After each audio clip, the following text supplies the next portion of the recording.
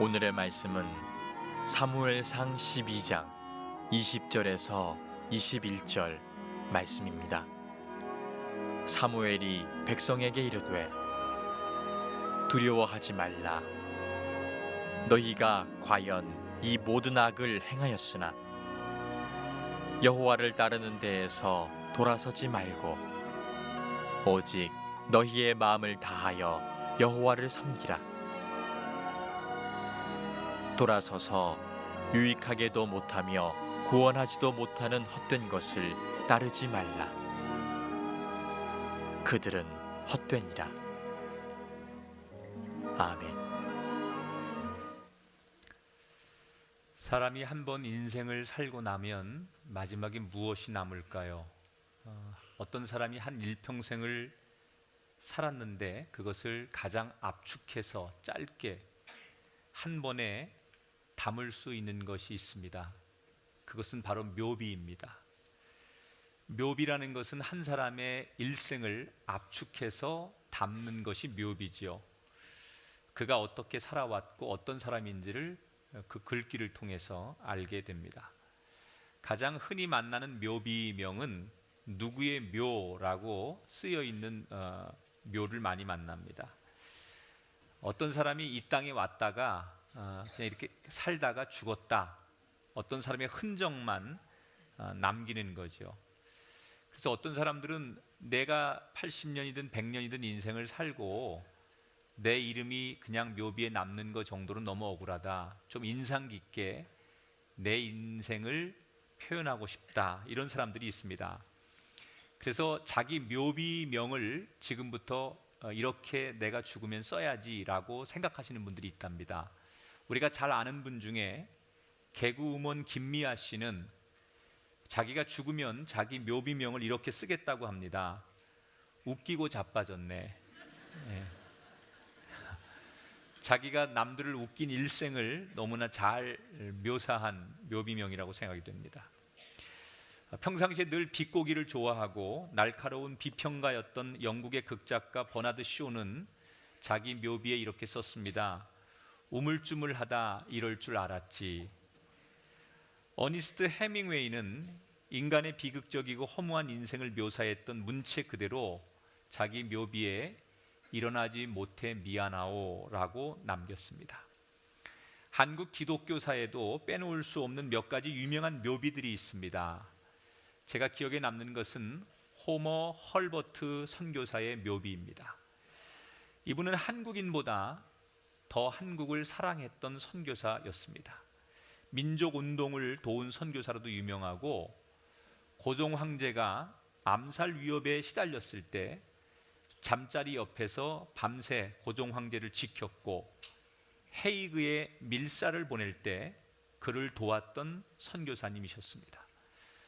한국을 얼마나 사랑했던지 자신의 묘비에 결국 이렇게 적어놨습니다. 웨스트민스터 사원에 묻히기보다 한국에 묻히고 싶다. 또 루비 캔드릭이라고 하는 여자 선교사님의 무덤에는 이런 글이 있습니다. 나에게 1000개의 생명이 주어진다면 그 모든 생명을 조선을 위해 바치리라. 캔드릭 선교사는 텍사스의 한 교회의 청년부의 후원으로 조선에 온 여자 선교사였습니다. 그녀는 조선에서 작은 씨앗이 되리라고 각오하고 부모와 가족과 작별하고 먼 이국 땅에 선교하러 왔지만 안타깝게 9개월 만에 급성 맹장염으로 죽고 맙니다. 하지만 그녀의 각오는 정말로 이루어져서 자신을 후원했던 청년부에서만 20명의 선교사가 나오게 됩니다. 많은 말들로 우리가 살아온 인생을 표현할 수 있겠지만 묘비처럼 마지막에 남기면서도 인생을 담는 말은 없을 것 같습니다. 여러분은 어떻게 생각하십니까? 여러분 인생의 마지막 여러분이 묘비를 남긴다면 여러분은 무슨 말을 남기고 싶으십니까?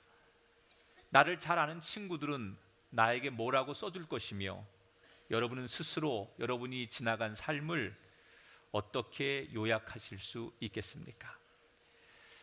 우리가 죽으면서 남기는 것을 유산이라고 합니다. 그런데 유산은 사실은 상중하의 레벨의 유산이 있다고 생각합니다. 최하위의 유산은 물질적 재산을 남겨주는 유산이라고 생각합니다. 가장 우리 주변에 보편적이고 흔한 유산이지요. 가족이나 누구들에게 집과 돈, 회사 이런 것을 남겨줍니다. 그런데 모든 사람들은 이런 유산을 받고 싶어 합니다. 하지만 따지고 보면 이 물질적 유산은 가장 볼 것이 없습니다. 왜냐? 물질은 손에 져도 금방 사라지기 때문입니다. 또 많이 남겨줄수록 자녀들끼리 싸움은 커지고 심각해집니다. 이미 수많은 역사가 그것을 증명했습니다. 그래서 우리가 남길 수 있는 유산 중에 물질적 유산은 최하위에 속하는 유산이라고 생각합니다. 그거보다 조금 나은 중상의 유산이 있으면 그것은 정신적, 지식적 유산입니다. 책이나 작품, 지식 이런 것을 남기는 거죠. 매년 한국에서는 1년에 5만 권의 신간의 책이 출판이 됩니다. 후손들은 그 지식이나 그 작품을 유산으로 받아서 그것을 활용하고 누리고 또 그것을 사용합니다. 하지만 지식이라는 것도 1년만 지나면 금세 오래된 지식이 되어버립니다. 매년 그렇게 많은 베스트셀러가 나오지만 오래가는 책은 많지 않습니다. 지식의 정보라는 것도 잠시 동안 반짝 효과를 보입니다. 그래서 지식을 나누고 정보를 나누는 유산은 중간 정도의 레벨이라고 생각합니다. 하지만 정말 높은 차원의 유산이 있고 영원히 없어지지 않는 유산이 있습니다. 아무리 거부여도 그 부가 3대를 못 갑니다. 정신적 유산을 남겨주면 한 시대를 간신히 갑니다. 하지만 영적인 유산이라는 것은 영원하다는 겁니다. 남겨주면 없어지지 않고 남겨주면 사라지지 않는 유산이 영적인 유산입니다. 여러분, 어떤 사람도 자기 인생이 마지막이 왔을 때 돈은 나를 구원하지 못합니다. 지식도 자기를 구원하지 못합니다. 하지만 인생을 만들고 그 인생을 창조하신 하나님은 우리를 구원하실 수 있습니다. 그래서 그 하나님을 만나고 그 하나님을 물려주는 이 영적 유산이야말로 우리가 남길 수 있는 최상의 유산인 줄 믿습니다. 물질적 유산은 가정을 살릴 수 없습니다. 하지만 물질의 유산은 오히려 싸움을 일으킵니다. 정신적 유산은 어떻게 될까요? 정신적, 지적 유산은 문화를 성장하기는 합니다. 하지만 사람을 변화시키지는 못합니다. 사람을 변화시키고 살리는 것은 영적인 유산입니다. 영적 유산은 사람도 살리고 가정도 회복시킵니다. 여러분은 무엇을 남겨주실 수 있는 유산을 가지고 계십니까?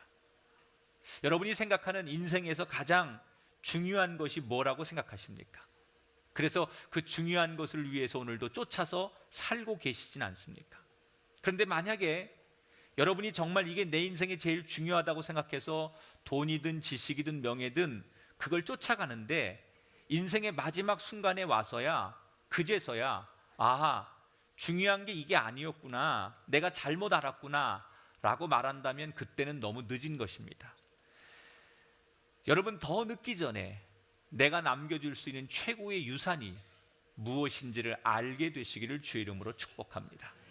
오늘 우리가 읽은 사무엘상 12장의 이 말씀은 이스라엘 백성들이 가장 존경했던 그 시대의 최고의 어른이었던 사무엘이 고별 설교, 마지막 유언처럼 남기는 설교의 내용입니다.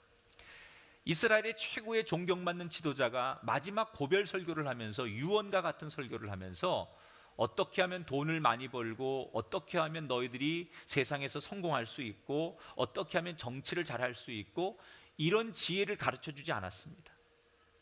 한마디를 합니다. 하나님을 섬기고 하나님을 만나서 사는 것, 그래서 그 하나님을 남겨주는 영원한 유산을 줄 수 있는 인생이 되도록 해라. 그게 사무엘이 이스라엘 백성들 모두에게 당부하는 마지막 설교의 요지였습니다. 자, 여기 계신 분들 가운데도 하나님을 믿으라고 하면 흔히 많은 분들이 이런 질문을 합니다. 도대체 보이지도 않는 하나님을 어떻게 맹목적으로 믿을 수 있느냐? 아니 보이질 않는데, 내가 확인할 수 없는데 어떻게 그런 하나님을 믿을 수 있느냐? 하나님은 어디 있느냐? 이렇게 묻습니다. 그래서 그런 분들은 교회를 다니고 신앙생활하는 사람들을 맹목적으로 믿는 광신자의 행위로 생각하는 분도 있습니다. 그러나 여러분, 사실은 그렇지 않습니다. 신앙은 아주 선명합니다. 하나님이 보이지 않는 것이 아니라 우리가 눈을 감고 보지 않기 때문입니다. 평생을 이스라엘 지도자로 살아온 사무엘은 오늘 많은 이스라엘 백성들에게 마지막 설교를 하면서 뭐라고 얘기하느냐? 나는 평생 하나님을 만나고 살았다. 내 평생 나는 하나님의 목소리를 듣고 하나님의 손길을 통해서 그 하나님을 체험하고 날마다 그 하나님을 만났다. 너희들도 나처럼 하나님을 만나는 인생이 되라 라는 얘기를 합니다. 14절에 보니까 사무엘이 여호와를 경외하며 그를 섬기며 그의 목소리를 듣고 그랬어요. 하나님의 목소리를 들으면서 하나님을 만났다 그랬어요. 여러분, 오늘도 여러분 모두가 하나님의 음성을 듣게 되시는 인생이 되기를 축원합니다. 살아계신 하나님은 살아계시기 때문에 하나님의 목소리로 우리를 만나 주십니다. 사무엘은 어떻게 하나님의 목소리를 듣게 됩니까? 엘리 제사장이 있는 그 성소에 가서 엘리 제사장을 돕고 그곳에서 목회를 하는 어린 나이에 어느 날 잠을 자다가 하나님이 직접 어린 사무엘 이름을 부르십니다. 사무엘아, 사무엘아, 이렇게 사무엘의 이름을 부를 때 그때 그것이 하나님의 목소리인 줄 알고 사무엘이 하나님의 목소리를 처음으로 듣게 됩니다. 그리고 그 어릴 적에 하나님의 목소리를 들었던 사무엘은 평생 하나님을 만나게 됩니다. 어른이 되어서도 만나고 나이가 늙어서도 만납니다. 여러분, 여러분의 인생도 지금부터 날마다 하나님을 생생히 만나시는 인생이 되시기를 주님의 이름으로 축원합니다. 제가 오늘 여러분에게 한 사람의 인생의 이야기를 소개하면서 설교를 좀 정리할까 합니다. 살아있는 우리 시대 최고의 지성인 가운데 한 사람을 꼽아라 그러면 많은 분들이 주저없이 꼽는 공통적인 인물이 이어령 박사입니다. 이어령 박사가 우리나라의 대표적인 무신론자 지성인입니다. 이분은 반기독교의 대표적인 학자였습니다. 그래서 젊은 시절 그냥 평범하게 하나님을 안 믿는 정도가 아니라 반기독교의 인사로, 그런 학자로 대표적으로 살았던 분입니다. 분노의 실존주의자로서 가장 친기독교 성향을 가졌던 또 하나의 사상가 함석헌 선생하고 친기독교와 반기독교 논쟁을 일삼던 장본인이 바로 이어령 박사입니다. 이분의 주장은 기독교는 서구 몰락의 대표적인 증거다, 이렇게 늘 주장을 해왔습니다. 그런데 그의 나이 73세에 그가 세례를 받고 기독교인이 되고 그가 회심을 했습니다. 평생을 하나님은 없다, 기독교는 서구사회의 몰락한 증거다, 이렇게 비판하고 틈만 나면 기독교에 대해서 부정했던 그가 왜 그 늦은 나이에 회심을 하고 기독교인이 됐을까? 거기에는 그만한 이유가 있었습니다. 그분의 딸이 있었는데 이름이 이미나입니다. 그런데 갑자기 92년에 갑상선 암에 걸리고 수술을 2번 했지만 2번이나 재발을 하게 됩니다. 더군다나 외손자가 주의력 결핍 과잉 행동 장애라는 병을 앓고 있다가 그 딸이 망막마저 손상이 되어서 앞을 보지 못하게 됩니다. 그때 아버지로서, 할아버지로서 아프고 죽어가고 앞을 보지 못하는 딸과 손자를 위해 할 수 있는 일이 아무것도 없다고 생각한 이어령 박사가 스스로 그 고통 앞에서 하나님 앞에 기도하게 됩니다. 하나님, 나의 사랑하는 딸 미나에게서 빛을 거두지 않는다면, 그의 눈을 보게 해주신다면 내가 남은 인생을 주의 종으로 살겠습니다. 독백처럼 울부짖으며 그는 그렇게 기도했습니다. 그런데 얼마 뒤에 신기하게 그의 딸의 시력이 기적처럼 회복이 되었습니다. 그는 그때부터 하나님의 살아계심을 보기 시작했습니다. 그의 눈이 열린 겁니다. 그분이 책에 이런 고백을 합니다. 하나님이 안 계셔서 내가 하나님을 안 믿고 못 믿은 게 아니라 내가 눈을 감고 하나님을 보지 않았던 것이다. 하나님이 없어서 내가 하나님을 못 본 것이 아니라 내가 눈을 감고 그 하나님을 눈을 떠서 보지 않았기 때문에 하나님을 볼 수 없었던 것이다. 오늘 이 자리에 계신 여러분, 여러분의 감았던 눈이 띄어지시게 되길 바랍니다. 여러분이 생각했던 세상의 진리와 세상의 가치와 세상에 대한 여러분의 모든 것들이 하나님을 바라보는 눈으로 띄어지셔서 여러분이 가지고 있는 재산과 지식과 학문과 지성을 통해서 눈이 떠져서 하나님을 볼 수 있게 되기를 주님의 이름으로 축원합니다. 저는 여러분에게 사무엘이 만났던 하나님, 그리고 이어령 박사가 만났던 하나님을 여러분 모두도 만나게 되시기를 주의 이름으로 축원합니다. 누구나 우리가 인생의 끝이 있습니다. 그리고 마지막 유산을 남기게 됩니다. 최하의 유산인 물질만 남기시겠습니까? 그거보다 조금 더 나은 지식과 문화의 유산을 남기는 것으로 끝내시겠습니까? 아니면 내 평생 가장 소중한, 가장 상위 레벨에 있는 영적 유산을 남겨주시겠습니까? 여러분이 남겨줄 유산은 지금 무엇입니까? 가장 중요하고 영원한 유산을 여러분은 가지고 계십니까? 가장 좋은 것, 영원한 것, 그것은 우리를 잘되게 하고 우리의 자손과 가족과 화목과 기본을 세워주는 것입니다. 그런 것을 남겨줄 수 있는 저와 여러분이 되기를 주의 이름으로 축원합니다. 그 비결이 예수 잘 믿는 겁니다. 여러분의 삶이 모범이 되어서 돌아볼 때 참 잘 살았다, 너희도 나처럼 살아라 라고 증언할 수 있고, 세상을 향해서, 나라와 민족을 향해서 우리 역사는 하나님이 만드시는 것이다 라고 증언할 수 있는 그런 믿음의 성도들이 될 수 있기를, 사무엘의 고백과 이어령 박사의 고백이 우리의 입술을 통해서도 전달될 수 있기를 주님의 이름으로 축원합니다.